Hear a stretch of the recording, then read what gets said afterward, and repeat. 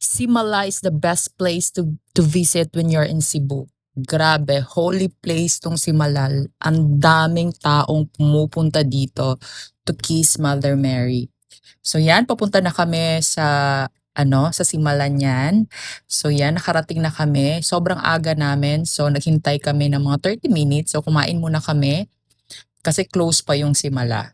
So yan yung entire place ng Simala. So nasa loob na kami. First namin ginawa is pumunta kami sa loob ng church kasi may misa, may mass. So after the mass, luminya na kami sa labas. Sobrang init nito, grabe. Mga around 9 a.m., grabe ang init. So yan, nasa loob kami ng church. At ito, lumilinya na kami.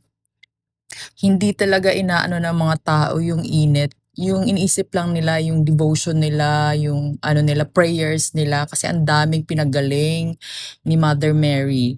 So ito yung church, yan. Ang daming nagdadasal dito, ang daming humihiling, ang daming mga hiling na natupad because of Mother Mary, because nag-pray sila, nag-believe sila, yung faith nila. Grabe, pag nagsama-sama yon, grabe yung energy. So yeah, maraming tao ang nagpupunta dito halos araw-araw, especially if holiday, walang pasok, dinadala yung buong pamilya. So yan yung papunta na kami sa loob ng chapel kung nasan si Mother Mary after ilang minutes na paghintay sa labas na sobrang init. Ito yung bagong chapel na ginawa nila for Mother Mary.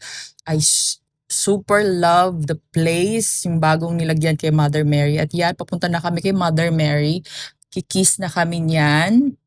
Yan, ang daming tao, grabe yung linya. Hindi nila iniintindi yung init, basta lang makita yan si Mother Mary.